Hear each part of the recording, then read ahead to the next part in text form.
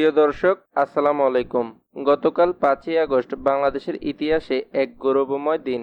এই দিন স্বৈরশাসকের পতন ঘটেছে, একই সাথে বাঙালির কথা বলার অধিকার ফিরে পেয়েছে। হাসিনার আমলে ডিবি হারুন পুলিশের মাধ্যমে অনেক তাণ্ডব চালিয়েছে। এখন ডিবি হারুন কোথায় আছে তা আজকে আমরা আপনাদের জানাবো। অনুরোধ করব সম্পূর্ণ ভিডিওতে পাশে থাকার জন্য।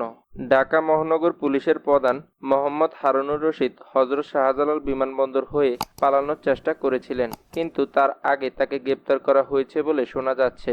তবে সত্যতা নিশ্চিত করতে পারেনি কেউ। তার আগে তিনি পুলিশ সদর দপ্তরের দেয়াল টপকে পালিয়ে যান। গতকাল সোমবার 5ই আগস্ট দুপুরে এই ঘটনা ঘটে। পুলিশ সদর দপ্তরের একটি সূত্র জানিয়েছে, সাবেক প্রধানমন্ত্রী শেখ হাসিনা দেশত্যাগের খবর জানার পর শাহবাগের লোকজনের সংখ্যা বাড়তে থাকে। এর আগে হারুন দিনভর পুলিশ প্রধানের সাথেই ছিলেন, কিন্তু হাসিনার দেশত্যাগের খবর পাওয়ার পর থেকে ওয়্যারলেসে তিনি কোনো নির্দেশনা দেননি। শেষে দুপুরে ডিবি হারুন পুলিশ সদর দপ্তর থেকে পালানোর চেষ্টা করেন।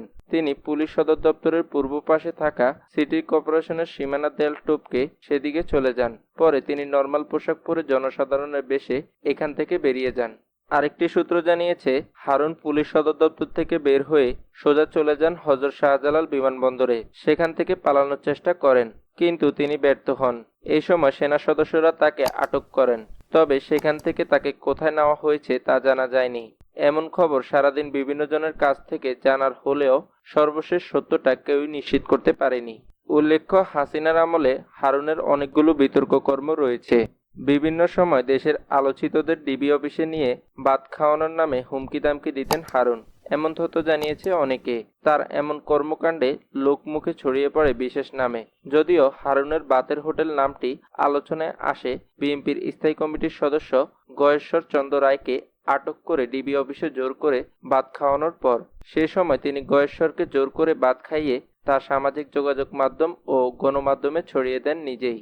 সর্বশেষ বৈষম্য বিরোধী ছাত্র আন্দোলনের 6 সমন্বয়ককে চিকিৎসাধীন অবস্থায় হাসপাতাল ও তাদের বাসাবাড়ি থেকে জোর করে উঠিয়ে নিয়ে ডিবি অফিসে আটকে রাখেন। কয়েকদিন তাদের আটকে রেখে নির্যাতনের পর খাবার টেবিলে বসিয়ে ছবি তুলে নিজেদের ফেসবুকে তুলে ধরেন।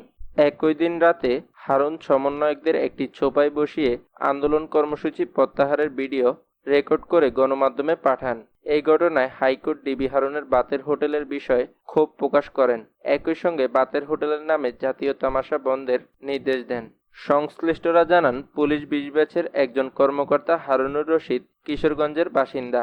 2011 সালে তৎকালীন বিরোধী দল চিফ হুইপ জয়নাল আবেদিন ফারুককে সংসদ ভবন এলাকায় বেধড়ক পিটিয়ে আলোচনায় আসেন তিনি। নজর কেড়ে নেন সরকারের। গুরুত্বপূর্ণ পদ দিয়ে তাকে দ্রুত পদোন্নতি দেওয়া হয়।